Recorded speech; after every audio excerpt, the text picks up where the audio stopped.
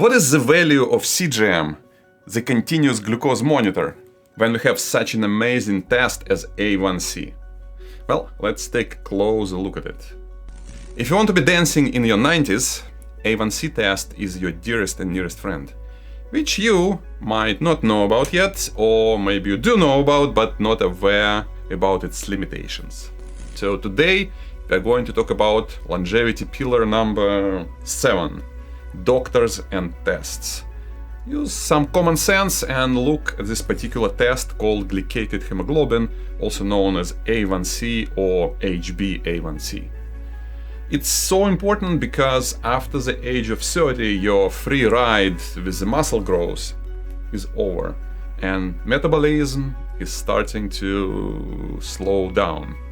Add sitting in the office to that, or just moving less in general, and your blood sugar has less places to go, because muscles are going down and less chances to burn for energy because of the low activity. And so the average levels of sugar, blood glucose, start to creep up. And if you, like most people, me included, ignore that, you'll reach your 40s on the cusp of the prediabetes. Not quite there yet, but already pushing your chances to develop cancer, dementia, heart disease, all the horsemen we are trying to avoid on this channel. So if you are interested in delaying those, if you are interested in improving your chances to live to be 100 years or more using some common sense, and you like to learn new stuff on YouTube, welcome and let's dive in. As I said before, my own blood sugar started to creep up during the last decade, so here's what I've learned about it while trying to stop and reverse this bad progression. Here's the pluses of HbA1c test. First, it's a very simple and very cheap test, which you can even do at home, or don't forget to ask your doctor to order during your regular checkup. Even if insurance doesn't cover it, it's trivial cost, and since you're already giving blood away, it makes sense to add it. Second major benefit, it gives you an aggregate picture of your metabolic health and behaviors for the last 3 months, which encapsulates your exercise, sleep and eating habits and stress control. Because these major health pillars, they create room and drain the sugars you eat.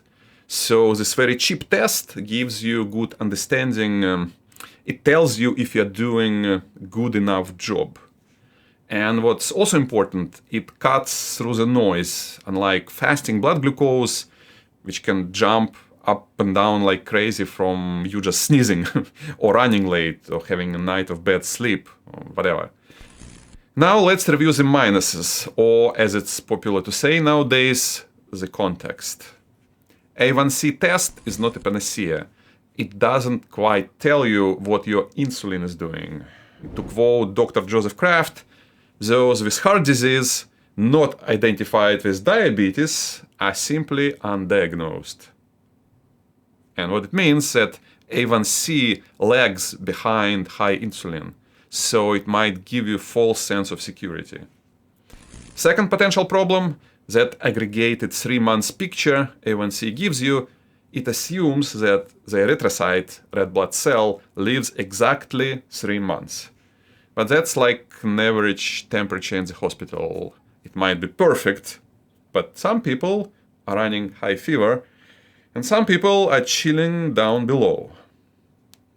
Some people have long-lived red blood cells, some short.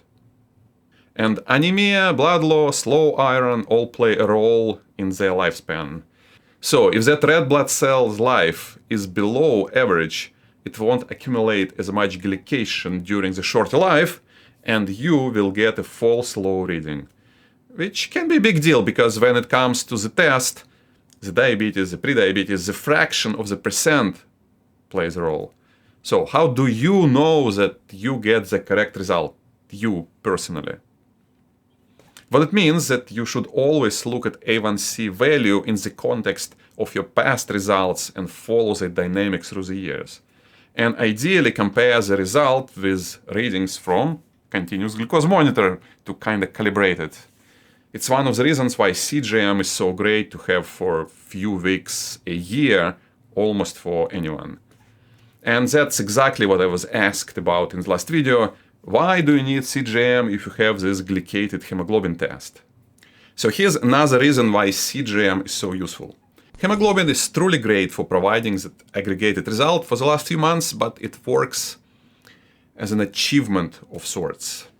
Imagine that you've been training for 3 months for Centenarian Olympics and you got the record result.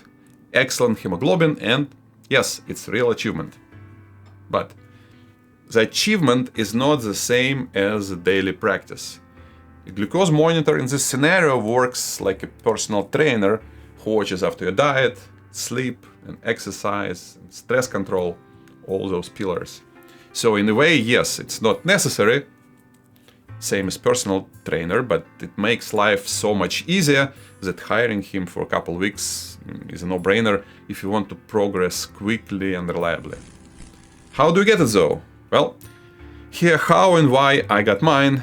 Check it out so you have options and know what to talk about with your doctor. Living is smart, aging is bad, and I'll see you there shortly.